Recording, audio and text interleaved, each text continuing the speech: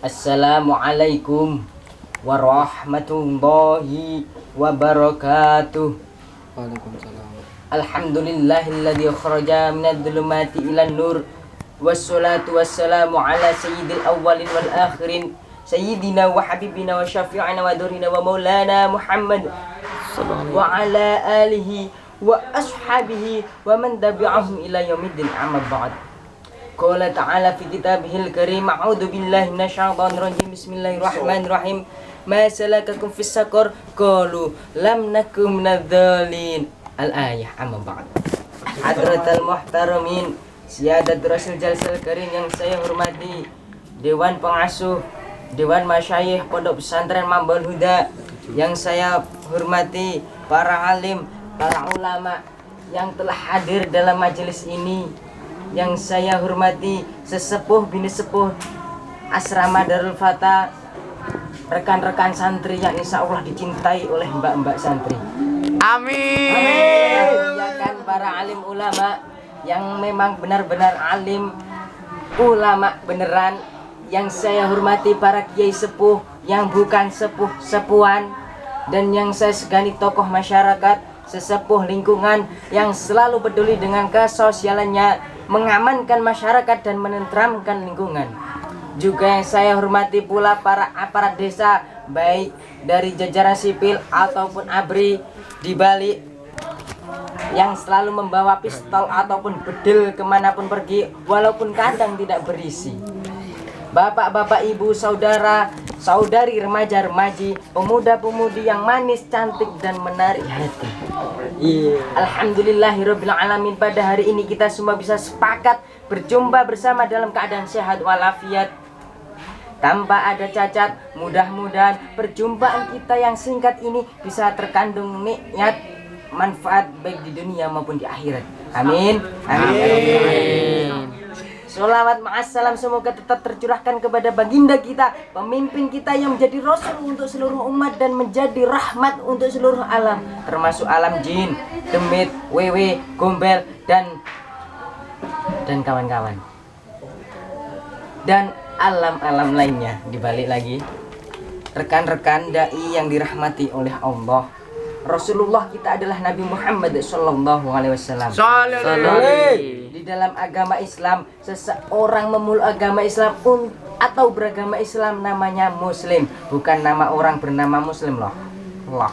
Ada nama penjual kue putu namanya muslim. Ada bapaknya santri namanya juga imam muslim. Itu bukan itu maksudnya. Semua orang Islam itu beragama muslim. Seseorang begitu menyandang predikat sebagai muslim, maka ada kewajiban-kewajiban yang harus dilaksanakan. Di antara kewajiban yang harus dilaksanakan oleh seorang muslim adalah sholat wajib 5 waktu. Berdiri batang sauna. Pertanyaannya adalah, kenapa sholat 5 waktu diwajibkan kepada kita sebagai seorang muslim? Apa manfaatnya? Bisa milu-milu lah.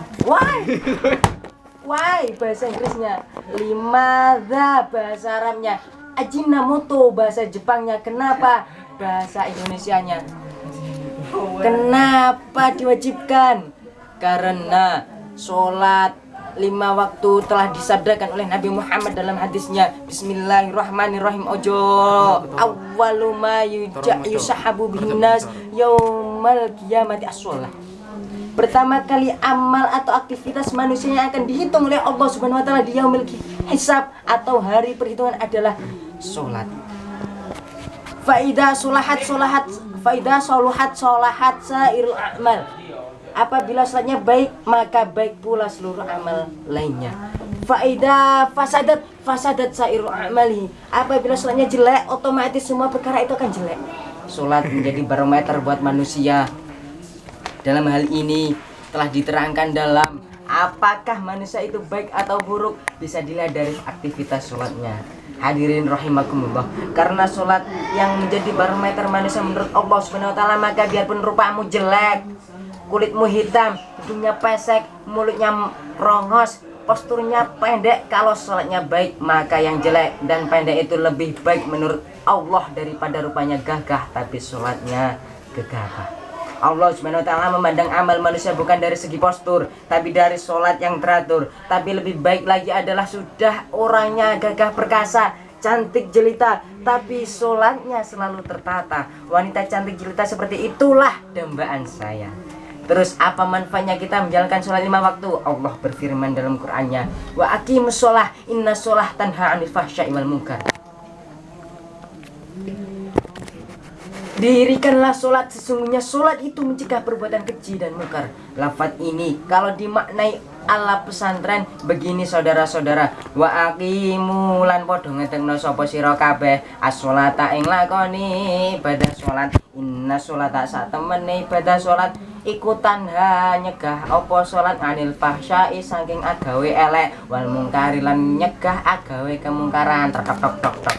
Sholat adalah ritual persembahan manusia kepada Sang Khalik yang merupakan suatu kewajiban.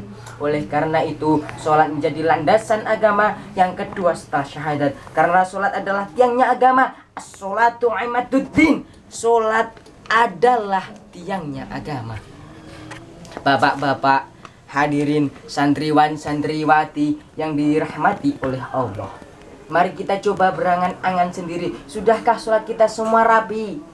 Tertib, 5 waktu terkontrol semua, bukan terkondak, sehingga tidak belang-belang kayak si bolang ngeladur kemana-mana, si bolang, si bocah hilang.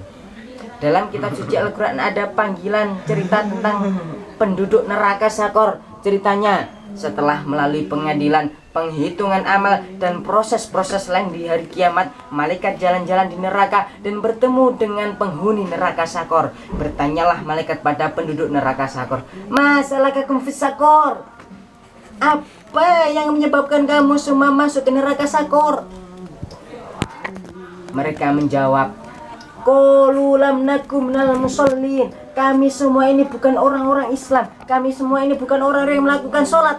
Bertanya malaikat selanjutnya, loh, kenapa kamu tidak melaksanakan sholat? Bukankah telah diturunkan Nabi dan Rasul oleh Allah Subhanahu wa Ta'ala yang membawa risalah ketuhanan agar manusia menyembah dari berbakti kepada Allah sebagai Tuhan seru sekalian alam dengan sholat? Bukankah sudah ada perintah dari Nabimu untuk menjalankan sholat 5 waktu? Orang-orang tersebut yang masuk neraka tersebut menjawab, iya, tapi kenapa kalian semua tidak melaksanakan perintah sholat? Bentak malaikat. Mereka penduduk neraka Sakor menjawab, jawabannya gini, karena masih dibalik. Subuh kesiangan, duhur kerepotan, asar di perjalanan, maghrib kecapaian, isya ketiduran, sambil dinyanyikan seperti lagunya Nasi Daria. Berarti kok nyanyi? Subuh kesiangan, kata malaikat lagi, ditanya kenapa kalian semua masuk neraka Sakor? Lah kok malah nyanyi Nasi Daria, tapi suaramu lumayan juga, coba ulangi. KS-nya. Kata malaikat, ya oke, inilah balasanmu kubrak. Disisakan penduduk Sakor itu karena apa? Karena mereka di dunia tidak melaksanakan kewajiban sholat 5 waktu. Oh, Masya Allah. Marilah kawan, marilah para hadirin hadirat yang dimuliakan oleh Allah. Marilah kita perbaiki sholat kita dari yang belum genap 5 waktu. Genapilah 5 waktu itu. Dari yang belum sempat berjamaah lah. Atau paling tidak berjamaahlah bersama istri. Habis berjamaah-jamaahan dengan istri, karena itu juga ibadah. Yang penting jangan diperkosa. Karena diperkosa itu sakit. Ya, karena sakit. Jadi kalau ditanya apa manfaatnya kita melakukan kewajiban sholat, manfaatnya semata-mata untuk kesejahteraan hidup kita sendiri, baik hidup di dunia maupun di akhirat. Karena tadi saya ketika ro'an, tadi saya dikepuk oleh Kipli dengan bukan ngelek-ngelek karena mari. Kalau di dunianya sholat bisa berguna untuk kehidupan kita dalam tanha 'anil fahsya'i wal munkar, dan akhiratnya bisa menjadi penyebab kita selamat dalam melewati shiratal mustaqim, sehingga kita tidak sampai glendor masuk neraka. Kita sujud seperti garda terdepan. Mudah-mudahan semakin hari semakin baik sholat kita, dan mudah-mudahan sholat kita menjadi perantaraan kita masuk surga dan dicintai oleh Allah Subhanahu wa Ta'ala. Dari bila diri berlumur dosa, larilah ke jalan ilahi. Bila masih ingin dengarkan pengajian saya, insya Allah kapan waktu berjumpa lagi dan undang saya di nomor di bawah ini. Wassalamualaikum warahmatullahi wabarakatuh.